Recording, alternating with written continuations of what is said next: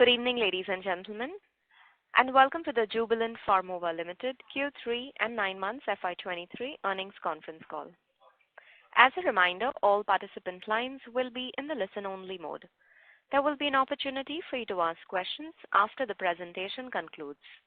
Should you need assistance during the conference call, please signal an operator by pressing star and then 0 on your touchtone telephone. Please note that this conference is being recorded. I now hand the conference over to Mr. Vineet Nair, Investor Relations and Corporate Finance, Jubilant Pharmova Limited. Thank you, and over to you, sir. Thank you, Inba. Good evening, everyone. Thank you for being with us on our Q3 and 9-month FY23 earnings conference call. I would like to remind you that some of the statements made on the call today could be forward-looking in nature, and a detailed disclaimer in this regard has been included in the press release that has been shared on our website. On the call today, we have Mr. Shyam Bhartia, Chairman, Mr. Hari Bhartia, Co-Chairman and Managing Director, Mr. Arvind Chokhani, Group CFO, Mr. Arun Sharma, CFO Jubilant Pharmova, Mr. Pramod Yadav, CEO Specialty Pharma and CDMO Sterile Injectables Business, Dr. Jaidev Rajpal, CEO Generics, Mr. Giuliano Perfetti, CEO CRDMO, and Mr. Syed Kazmi, CEO Jubilant Therapeutics. I now invite Mr. Shyam Bhartia to share his comments.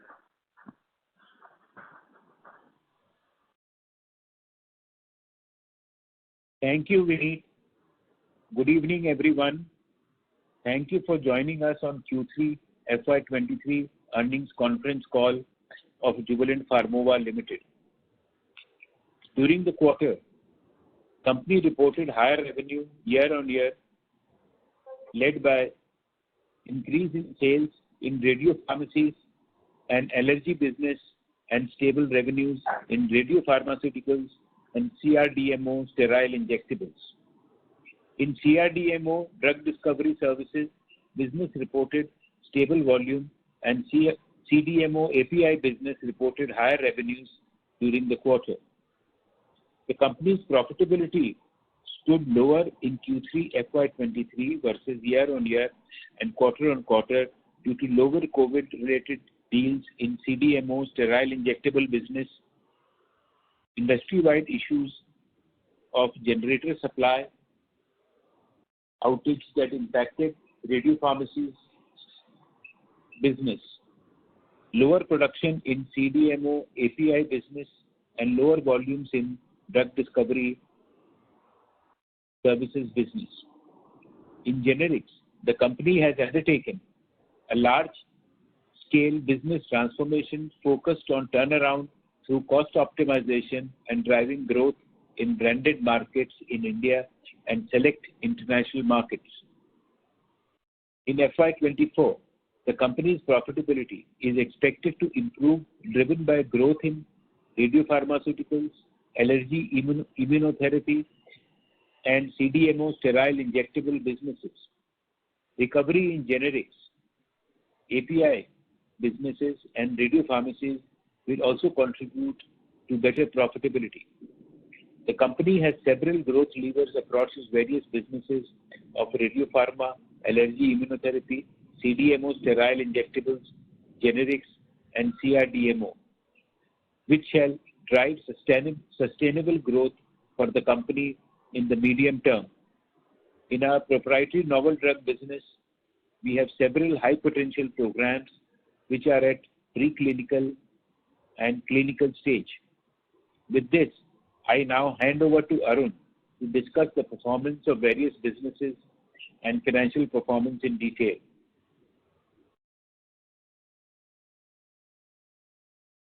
Very good evening to all of you. I will start by sharing performance of our businesses for the third quarter of 2023. In a specialty pharma business, Q3 FY22 revenues were at 760 crores versus 635 crore in Q3 FY22 and rupees 814 crores in Q2 FY23. EBITDA in this business stood at rupees 117 crore versus 16 crores in Q3 FY22 and rupees 198 crore in Q2 FY23 with a margin of 15.4% versus 18.3% in Q3 FY22 and 24.4% in Q2 FY23. Radiopharma revenues were at 613 crores versus 510 crore in Q3 FY22 and rupees 658 crore in Q2 FY23. Radiopharmaceuticals business reported stable performance year on year. Sequentially, revenue variation is due to customer order rescheduling for some products in Q3 FY23. Radiopharmacies business reported higher revenue resulting from rise in volumes of new products launched. Sequentially, the business witnessed lower sales due to shortage of radioisotopes for around 3 weeks during the quarter. Turnaround plan in radiopharmacies business is on track to achieve break-even in Q4 FY24. Now, moving on to allergy immunotherapy, revenues were at 147 crore versus 124 crore in Q3 FY22 and 156 crores in Q2 FY23. Revenue and EBITDA growth was supported by better prices versus Q3 last year. In the CDMO sterile injectable business, revenue stood at 272 crores versus rupees 265 crore in Q3 FY22 and rupees 299 crore in Q2 FY23. EBITDA was at rupees 56 crore versus rupees 116 crore in Q3 FY22 and rupees 71 crore in Q2 FY23. Reported EBITDA margin was at 20.7% in Q3 FY23.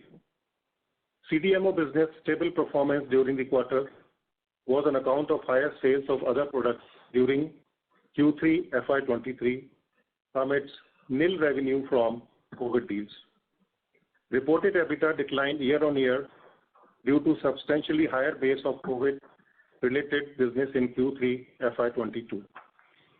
Business reported revenues of rupees 89 crore and rupees 22 crore from deals related to the COVID products in Q3 FY22 and Q2 FY23 respectively, and nil sales in Q3 FY23. Quarter-on-quarter variation in margin in Q2 FY23 and Q3 FY23 is due to plant shutdown, which happens twice a year due to COVID deals in the comparable period. Now, moving on to generics business. Generics revenues were at 223 crore versus rupees 171 crore in Q3 FY22 and rupees 161 crore in Q2 FY23. Reported EBITDA was at negative 36 crores versus negative 43 crore in Q3 FY22 and rupees negative 82 crores in Q2 FY23. Q3 23 performance improvement was on account of higher production at Roorkee plant and sales in non-US market.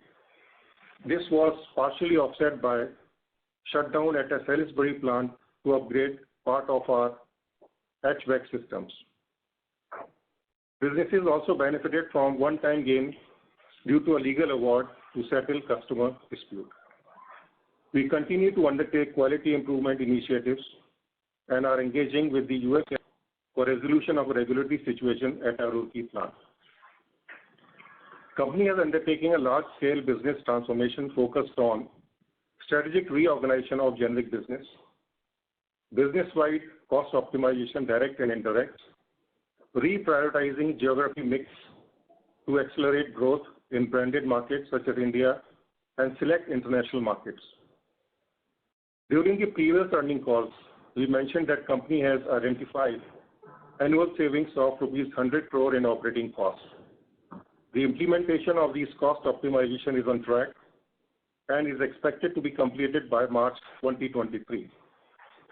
Benefits of these cost optimization initiatives are going to reflect in our performance from Q1 FY24. We have further identified additional cost optimization opportunities of rupees 50 crore, implementation of which is expected to be completed in H1 FY24. Now, moving on to our CRDMO business, revenues were at 291 crore versus 236 crores in Q3 FY22 and 320 crores in Q2 FY23. EBITDA was at 39 crore versus 35 crore in Q3 FY22 and rupees 68 crores in Q2 FY23 with a margin of 13.4% versus 14.9% in Q3 FY22 and 21.3% in Q2 FY23. Drug discovery services business witnessed stable year-on-year revenues amid slowdown in US and select approach by clients.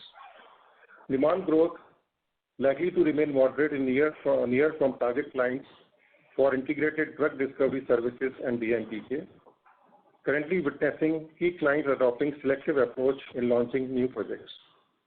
Sequentially, revenues were lower as Q2 FY23 had one-off revenues from fee-for-service SFS in drug discovery services. DMPK in vitro facility at Greater Noida has received validation, which enables the site to provide comprehensive drug discovery service offerings. In our API revenues were at 168 crore versus 116 crores in Q3 FY22. Revenues were higher due to increase in utilization and higher volumes as Q3 FY22 witnessed lower production due to plant upgradation. US FDA during its December 22 audit of Nanjangud facility issued some observations. We are engaging with the US FDA to resolve the regulatory situation at the facility. Now moving on to our proprietary novel drug business.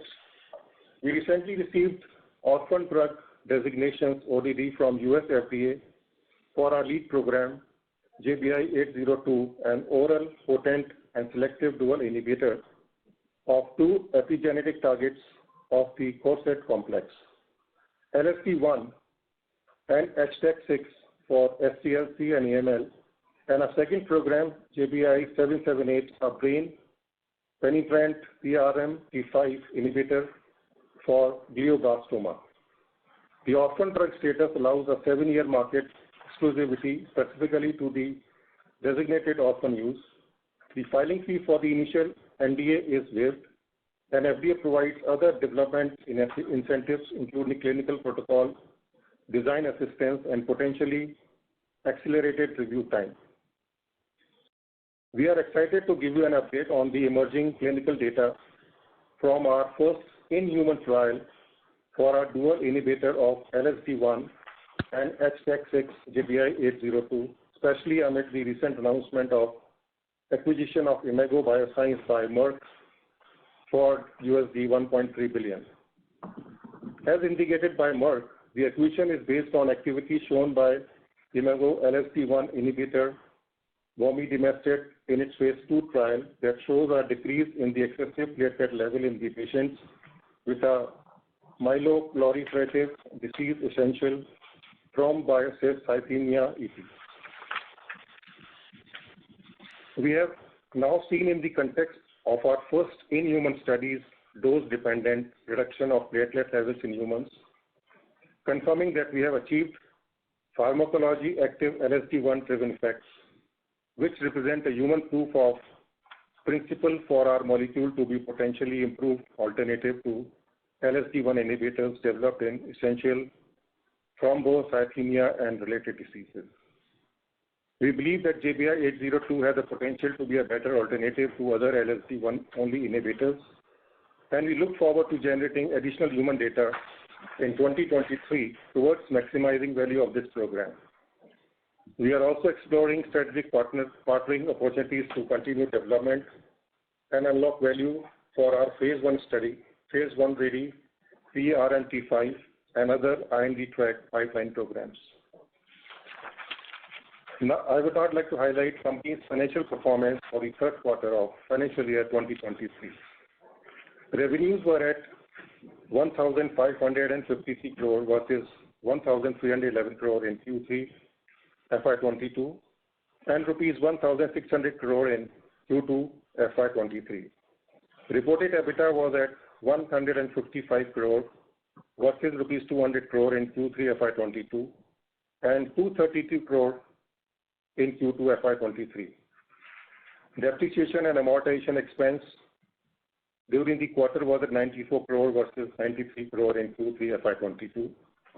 Finance cost was at 51 crore versus 37 crore in Q3 FY22 and 42 crore in Q2 FY23. Higher finance cost was on account of increase in global interest rate benchmarks. 1 month SOFR has increased to 4.36% on December 31st, 2022 from 3.05% on September 30th, 2022. 1 month SOFR stood at 0.03% as on March 31st, 2022. Reported PAT was at negative 16 crores as compared with 51 crore in Q3 FY22 and rupees 5 crores in Q2 FY23. Net debt on constant currency was at 2,407 crore as on December 31st, 2022 versus rupees 2,204 crore as on September 30th, 2022. Capital expenditure excluding R&D capitalization was at 218 crores for the quarter and 498 crore in 9 months ending December 31st, 2022.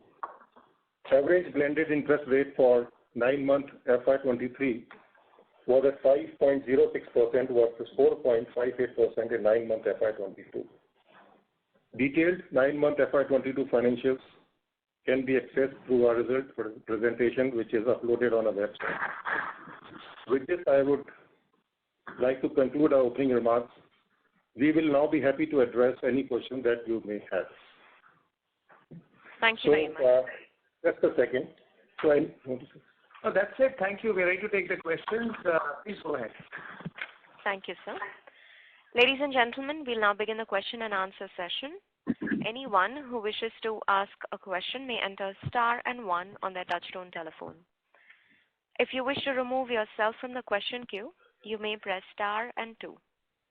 Participants are requested to use handsets while asking a question. Anyone who has a question may enter star and 1. Ladies and gentlemen, we will wait for a moment while the question queue assembles.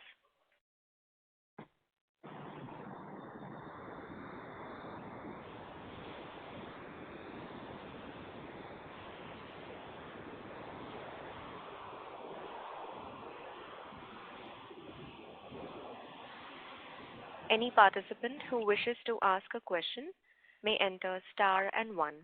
We take the first question from the line of Vinay Jain from Karma Capital Advisors. Please go ahead. Yeah, hi. Thank you for the opportunity. I hope I'm audible. I just had a few questions pertaining to results. So starting with the radio pharmacies business, again, like this quarter on a similar revenue, the losses have again gone back to 45 odd crore level.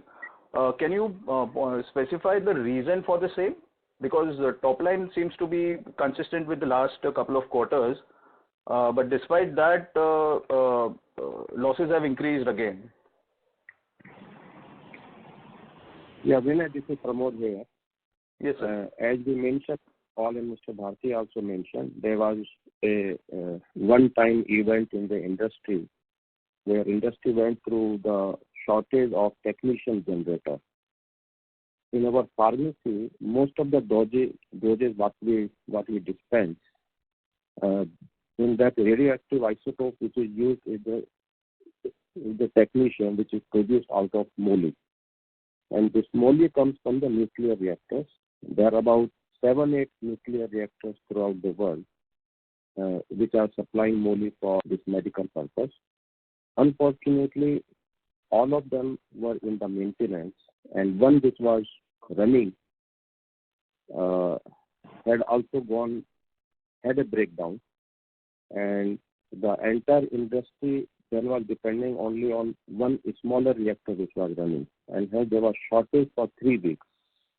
So almost everyone got impacted because of that, since there was no supply of the moly and hence technician was not available. This happened in the month of November, so that had an impact. So we had all the costs in the system, but not enough revenue to cover it for those 3 weeks. But revenue So again, as now, I see, sequentially isn't far off. So 410 crores is what we did in the previous quarter, and this quarter it's around 400 crores. So it's not that far off from what we did in the previous quarter. yeah, so what happened, as I mentioned, the fixed costs remain there, but when you lose the revenue like this, entire contribution goes and impacts EBITDA. And some of the technetium which we could manage, that we had to purchase at a higher price from that smaller reactor which was running. But is this more from a radio pharma issue, or it's a radio pharmacy issue?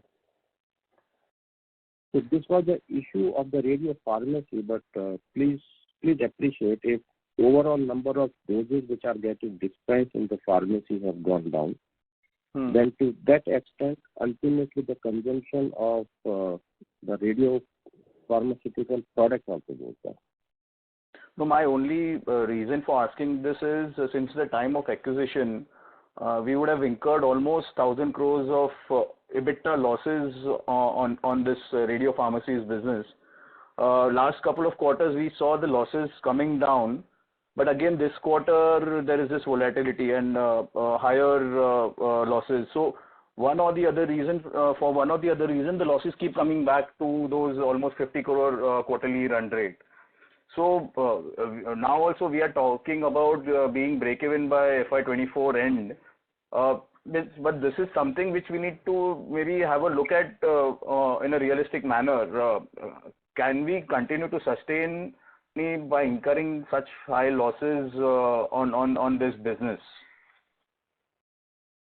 So the losses numbers you are indicating were there in the year FY21 when we also had an impact of the COVID. In FY22, the losses had come down drastically. In FY23, also the losses in the Q1 and Q2 were in the range of 20 crores, not the 50 Correct. crores. Right. And in Q3, if this event was not there, then the losses would have been much, much lower than what we have reported. And if we don't see any such disturbance in Q4, you will see that the Q4 losses are even much lower. So you mentioned that this event happened in November. Has it normalized now in December and Jan-Feb? Yeah, effective first week of December, all the supplies are back to normal. So the losses should come down in fourth quarter then, ideally. Yeah, absolutely. Absolutely. That's what I was saying. Okay. And on the generic business, what was the one-time gain? Can you quantify that, please? Settlement. Yeah, on account of settlement, the legal settlement. Yes, I think this is Jerry Rajpal. Hi. The gain was due to settlement of a long pending customer dispute. However, we generally do not comment on the individual customer-related contract due to the confidential nature of the settlement, as you can imagine. So I just wanted to know from a core business perspective, how the losses. So this 36 crore loss includes the one-time gain. So excluding that, what would have been the loss trajectory? Something which I wanted to understand from you guys. I understand that question. I think as you can imagine, there are some one-time events last year, which was remdesivir sales. No, I'm comparing your business on a sequential basis. There's no point comparing it on a year-on-year basis. Yes, I think as I mentioned, it is not appropriate to give what was the exact loss due to the exact award, the award, the legal award. Okay, so in the coming quarter now, hopefully with Salisbury also coming on stream in the fourth quarter, the absolute loss numbers reported this quarter, so fourth quarter should be lower than this? Or by when are we expecting to be in the black as far as the operating profit is concerned for the generic business? Yeah. So I think the question is by what is our expectation on improvement in generics profitability, right? That's your question, I guess. Yeah. The expectation in generics profitability is that from this 9 months, which is close to approximately minus 34%, we should in the next year end, which is FY24 year end, we should significantly improve, but should be close to negative mid-single digits is what we expected. So next year again we are expecting. So this is despite the cost optimization activities which we have talked about. Despite that, we would be incurring losses in the generic business next year as well. Yes, at a much lower thing. As you can see, this year has been a significant losses this year, but those are going to be much lower next year. And just on the regulatory part, so where are we? So we were supposed to get an update from US FDA on the Roorkee plant in November. So what is the update on that? And also if you could comment the same for our Nanjangud plant as well. Yeah, so this is again Jerry Rasta, so let me just take give you an update on the regulatory status of the Roorkee plant. As you recall that we had an audit last year in July 2021, which resulted in an import alert with a few products exemption. We had a follow-on audit in July 2022, for which we received the same status, which was the OAI before and continued OAI in October. We have disclosed through our press release. And at this moment, we have one product exemption that we continue to supply to US, right? Okay. Beyond that, and we have, as I said, we have completed all the CAPAs that we had committed to US FDA. Beyond US, we continue to supply to all other markets, which includes Japan, Europe, Germany, that is, Nordic countries, South Africa, and a host of other African countries as well. So other than US FDA, at this moment, we are continuing to supply to all other markets, and US we continue to supply the product which is under exemption, one product which is under exemption. No, I get that, but I just wanted to understand if the import alert that remains as it is. So there is no change on that aspect. No. As you mentioned, in October, we received continuation of the similar status, which was OAI with import alert. Okay. And lastly, if you see, so API business, again, plant upgradation happened in the first quarter, and we were expecting revenues to see a bump up in the second half.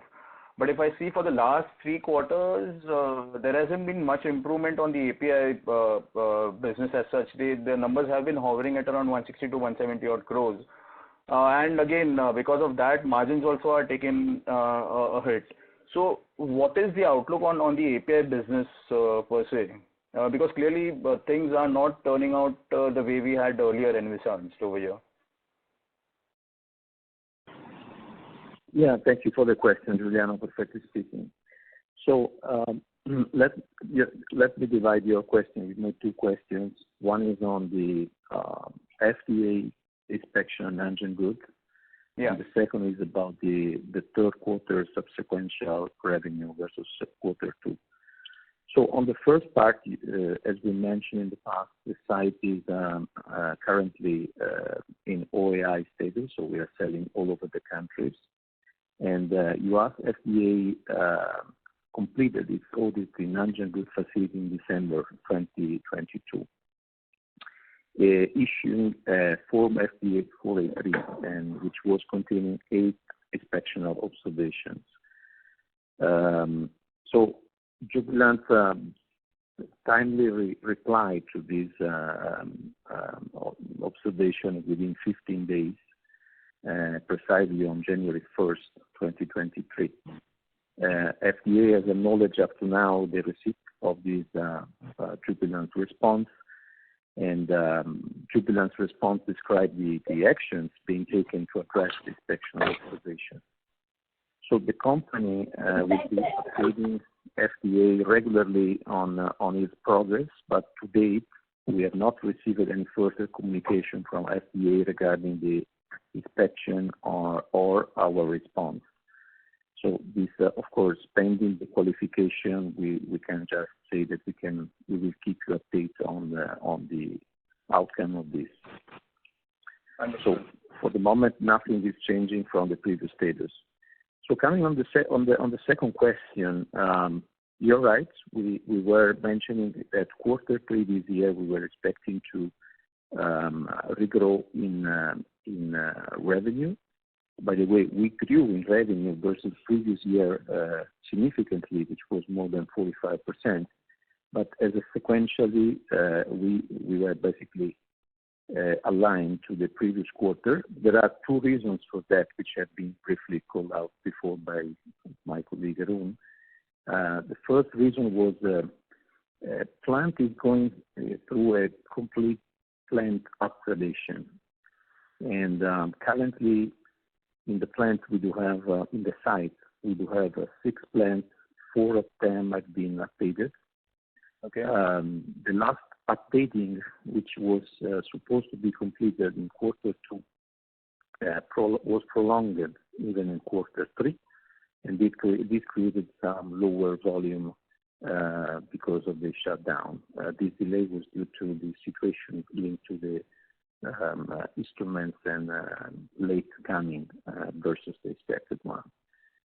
In addition, there was also some lower volume in specific products which we are selling in the U.S. and particularly Losartan. But our understanding was that the plant upgradation was done and completed in the first quarter itself. So maybe there is some lack of communication also which is happening from the management side because if you see your presentation in the first quarter, you have mentioned that the plant upgradation is completed and you should see a revenue bump up happening in the second half of the fiscal year. And also it's pointless to compare it on a year-on-year basis because last year, any which ways, there was a maintenance shutdown which was there and which impacted our revenues. So just one last thing again, like the company, the way things have been going, again, we seem to have bounced back sharply from the COVID, but for one or the other reasons, the numbers have been disappointing. And maybe we might have to take some hard calls if necessary when it comes to the radiopharmacy business as well.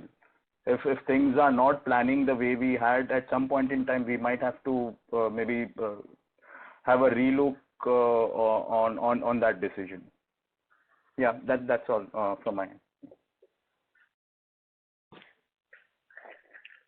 Thank you. A reminder to participants, if you wish to ask a question, you may enter star and 1. Our next question is from the line of Rahul Veera from Abacus Asset Managers. Please go ahead. Hi, team. Just wanted to understand on drug discovery side, usually like whenever our molecules have been moving, the R&D expenditure usually would move very sharply up. Are we expecting any kind of sharp up move in our R&D expenditure going forward? Can you repeat the question? What do you mean for sharp on R&D expenses? A new chemical entity, right? On that business segment. New drug development segment. I can take this question. I think this is for proprietary novel drugs. Yeah. Oh, okay. Oh, yeah. I'll take that question. This is Syed Kazmi. So our spend really depends on how programs move forward based on the emerging data and collaboration opportunities. So depending on how the clinical data turns out,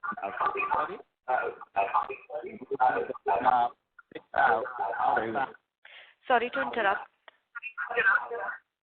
Syed, you have to mute the video. Yeah, I'm on mute, but anyway, I'll try again. No, the mute on the, yeah. This is better. This is good. Go ahead. Okay, so all I was saying that the spend really depends on the emerging clinical data. So once we have collected some human data in the ongoing study, then we will be able to determine how fast we have to expand those studies, and then we can manage and report our expenses accordingly. Okay. Sir, and one more question from my end. In terms of the commentary that we've provided, specifically for our high margin business, that is the drug discovery sciences, we mentioned that the growth may moderate. Any particular view on that, sir?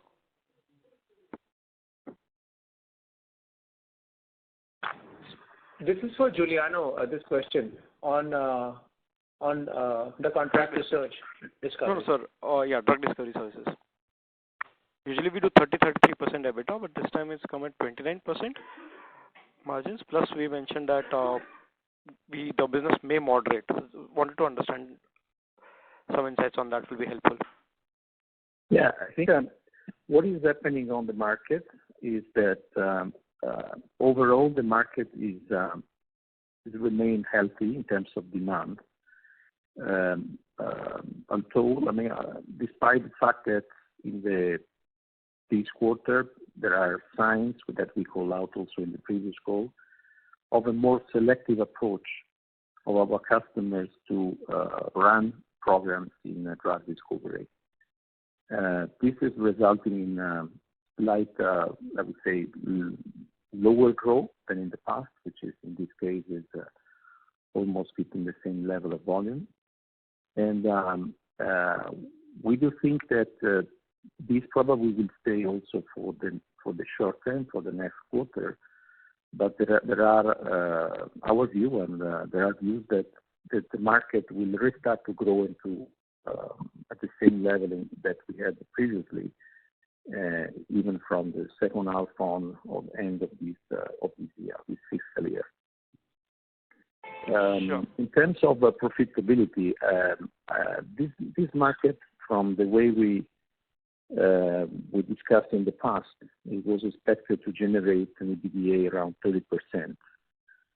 If you compare to previous quarter same quarter last year, EBITDA was a little bit on the peak for these incidents of FFS business, which was affected positively the previous year quarter. In terms of the way we see the future, what we are doing now is we are continuing our program of expanding our capability, and I'd like to mention that we commissioned within the quarter the DMPK capability within the Greater Noida site. So we have now completed the first phase of this chemistry and the excellence center, and we are still developing our talent pools of scientists in order to be ready to catch the growth once the market will return to the level that we do expect. And based on the fundamentals of this market, there are no other reasons for not at that level. Sure. So we have, do we have any contracts or any queries for this facility now? Like, do we already have clients on board for the new facility?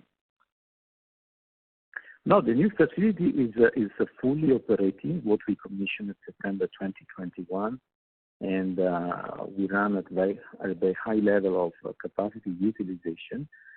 But we call out that we will further expand the facility and in order to be ready to catch additional demand that we do expect starting from end of FY24. Sure. Fair point, sir. Thank you. Thank you. Our next question is from the line of Raghav Vedanarayanan from JM Financial. Please go ahead. Hello. Yeah, am I audible? You are, sir. Please go ahead. Yes, you are. Go on. Yeah. Okay. Hi. Thank you for taking my question. So I have two questions. The first is, where do we see the long-term margins at, and what will be driving these margins? And the second question is, with respect to the CRDMO business, how do we see this growing in the future?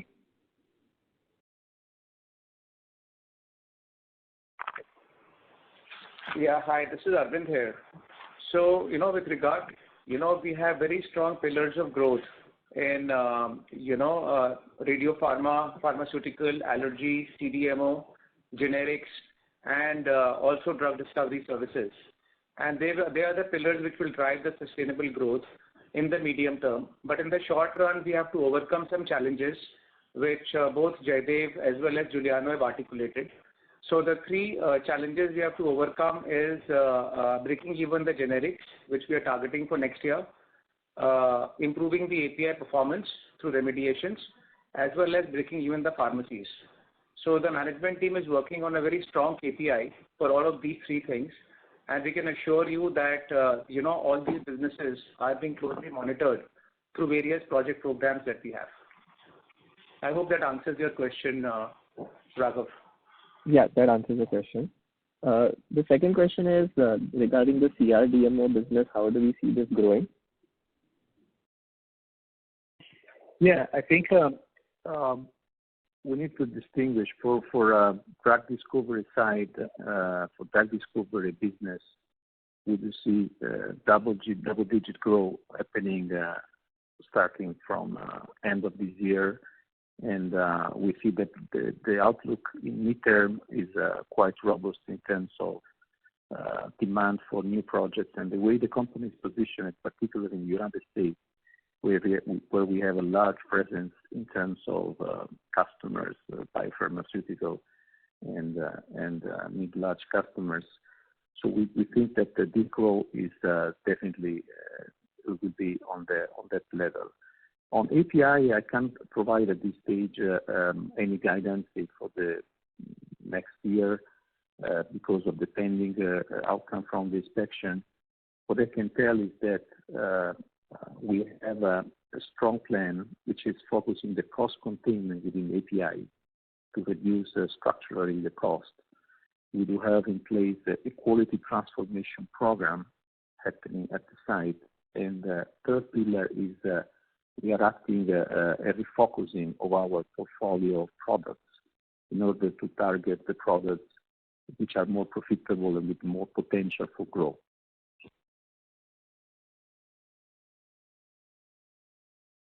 It looks like Mr. Giuliano's line has just got disconnected, ladies and gentlemen. We request you to please remain connected while we connect him back.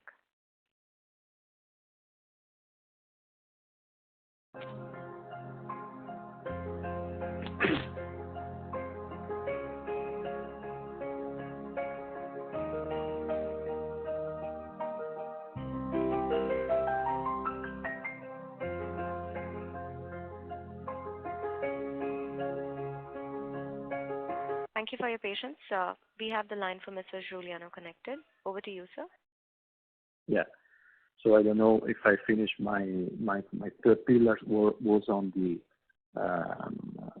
portfolio rationalization, and with the third pillar, we pose the basis for the further growth of API and thus the entire CRDMO. Raghav? Yeah. Okay. Thank you. That answers my question. Does Thank that you. answer your question, or do you have any more questions? No, that answers my question. Thank you. I'm sorry, Raghav, we are not able to hear you. No, I said that answers my question. Okay, thank you. Thank you. Ladies and gentlemen, if you wish to ask a question, you may enter star and 1 on your touchtone telephone. We'll take our next question from the line of Mitesh Shah from Nirmal Bang Securities. Please go ahead. Thanks for taking my questions. I have a couple of questions regarding the margins. The supply constraint has also impacted the margin of your radiopharma business as well? So, Mitesh, the technician generator issue was related to the radio pharmacies, which is the part of the radio pharma business. In the totality, the margins got impacted. Right. So you... Pharmaceuticals,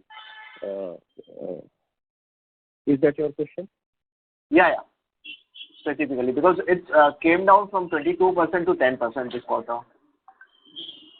Specifically, so pharma business it came down to 65.51.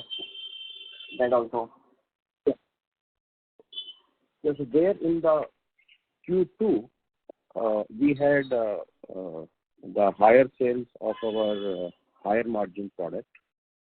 And if you recall, in the Q2, we had indicated that this is there's a one-time bump where the customer had procured extra quantities. And we indicated that in Q3, it will be getting corrected. So that correction took place because the sales of that high margin product were as per the expectation in Q3, not as per that higher base of the Q2. That had an impact. And then we had this impact in the radio pharmacies because of the shortage of the generators. Got it. And again, on the generic front, what is the bifurcation between the US and the other markets in our generic business? Sorry, can you repeat your question? What is the geographical bifurcation between the US and the other geographies for generic market, specifically, generic business? Right. So we segment our business in 3 geographies. It's North America, ROW, and India. And if you look at from the presentation that has been uploaded on our website, on a 9-month basis, right? On a 9-month basis, this is approximately 383 crores out of 563 crores is North America, 150 is ROW, and 29 crores is India. That should give you a rough estimate of the bifurcation of the geography-wise. And in a sequential jump in the generic businesses, can we assume mainly both on the margins and the revenue front would mainly because of this one-time gain? Or should I exclude then we also have an improvement in the margins and the growth as well? So one-time settlement did contribute significantly to the margin gain in the quarter 3 FY23, and therefore it is likely that in the next quarter this may or may not be sustained. Having said that, the revenue gain, the revenue growth in generics was not limited only to one-time gain. As we've mentioned, this is also due to resumption of production at our Roorkee facility, which, as you would recall, was undergoing implementation of CAPA as an outcome of US FDA. So in this 2 months of this quarter, we resumed full production at Roorkee facility, which continued to supply, as I've mentioned before, markets such as Japan, Germany, Nordic countries, UK, South Africa, and 1 product to US. Got it. Thanks. That's it from mine. Thank you. Thank you. Our next question is from the line of Sumangal Pugalia from Rare Enterprises. Please go ahead. Hi. Thank you for the opportunity. My first question is on the radio pharmacy. Since our EBITDA margin losses is widened quarter on quarter, so how confident are you of your break-even guidance for Q4 next year? Hi, Sumangal. This question Vinay had also raised earlier, and I couldn't comment on that when he made the last statement that the management needs to take a hard look. As we have been saying from last few quarters, we are extremely confident that our turnaround plan on which we are working into the pharmacy business is absolutely on track. If no such untoward event happens, which happened in the month of November, then in FY24, by end of FY24, we are very hopeful that we should be breaking even in this business. We are growing revenue, if you have seen. We are growing revenue with the organic growth from existing products. We are growing revenue by taking new products in our baskets. We are increasing our market share. We are bringing the operational efficiencies, and that we see quarter on quarter the impact of that onto the bottom line. So, Sure. so as I speak, we remain hopeful. Okay. On the generic side, I just wanted to get a flavor of the cost that we are looking, the cost savings that we are identifying, 100 crores this year and then another 50 by first half next year. So these are significant amounts. So were these excessive in the system, or can you just give a kind of insight into what are these costs, the nature of these costs? We got the first part about the 150 crore. The second part we could not understand of your question. What about that you want to know? No, I just want to understand the nature of these costs that we are cutting down. You're saying what is the source of the cost saving? Where are these cost savings coming from? Yeah, correct. So let me answer your question in two parts. The first question is, as we mentioned in our last investor call, that we had identified 100 crores of savings, which the saving implementation program is on track and is expected to complete by March 23. Therefore, we should see these cost savings in our next year's performance. As we've also mentioned, we've identified a further 50 crores cost savings, whose implementation program will begin next year, which is first quarter one, which is April to June quarter of FY24. It is expected to finish by September 23, which is FY24, second quarter of FY24. The nature of savings is coming, it is broad-based, it is coming from three major sources. Source number one is we have had direct cost reduction, that we have managing our number of people on our roll, so direct cost savings. Second is that we have material cost savings. We are identifying wherever feasible alternate vendors for our material, so that's the second source. And a third source is that we have taken we have modified our operating model in product development, that we are increasing the usage of external R&D only from internal R&D. So this is a three-way saving that is helping us. So it includes both, as I mentioned, a direct cost saving, B, material saving, and C, change in the operating model. Thanks. My final question is on the novel drugs. How close are we to this capital raise or commercial licensing or agreement, or what is the stage? How should we look at that business? So this is Syed. To answer your first question on the capital raise, as you well know, the biotech market in the U.S. is still in the process of recovering. And in the current environment, investors are looking for more mature data, if you will, especially from clinic. So we have started our clinical program. We are in the process of collecting clinical data.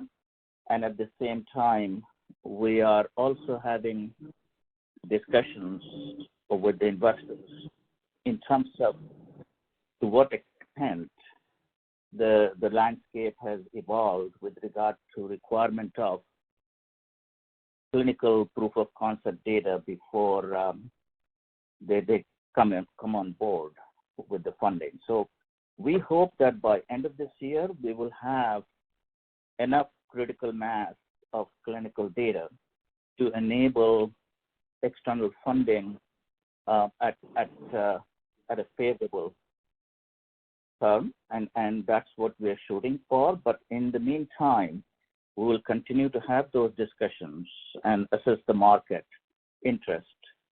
And because of the recent transactions that have happened, especially the one that we mentioned in prepared remarks about Merck acquiring a company called Imago for $1.35 billion in this space we are working on. I think that transaction has really created a lot of interest for our programs. Our program is behind the Imago program because that work has been going on for 7-8 years.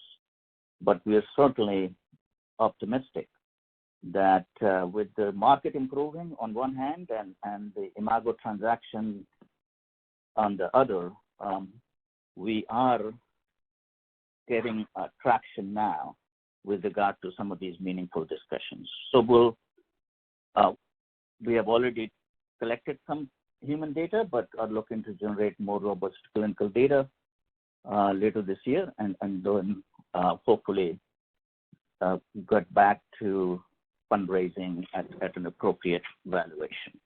With regard to partnering, I think with large pharma and biotechs, we will continue to pursue those discussions similar to what we have done with our 2 prior partnership programs, including a licensing that was done to Lango Therapeutics, and we have mentioned about the Blueprint acquisition of Lango, for which we did receive some portion of the upfront that we have plowed back into the business.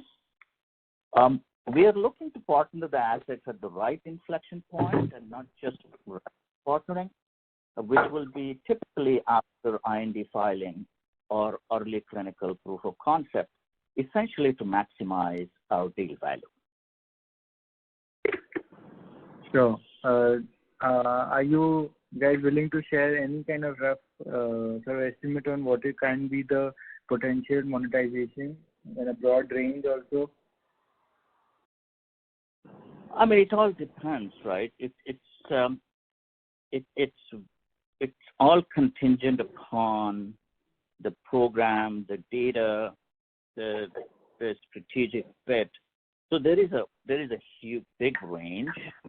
So it's very hard for me to give you a meaningful response. That it all depends on the program and the data that's emerging. Like I said before, I mean, as we have mentioned, for a very early stage program like Lango, we have received about $6 million in FY22, which, as I mentioned, has been plowed back in the business. And then as part of our confidential licensing agreement and M&A deal terms, over the next 5 to 7 years, we'll be entitled to additional milestones, and as well as royalties.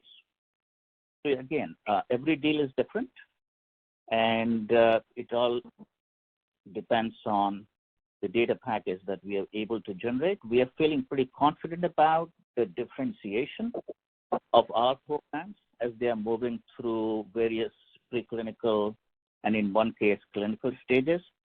So we are very excited about building some of these new novel medicines to meet the unmet medical need, and we certainly hope that there will be traction on the partnering front once we have a critical mass of data available. Sure. Thank you so much. Okay. Thank you. Thanks for the question. Ladies and gentlemen, that was the last question for today. I would now like to hand the conference back to the management for closing comments. Over to you, sir. Thank you. Thank you for joining the third quarter earnings call for Jubilant Pharmova, and look forward to see you all in the next quarter. Until then, please send in your queries to the investor relations team. Thank you very much, and good evening to all of you. Thank you, members of the management. Ladies and gentlemen, on behalf of Jubilant Pharmova Limited, that concludes this conference. Thank you for joining us, and you may now disconnect your line.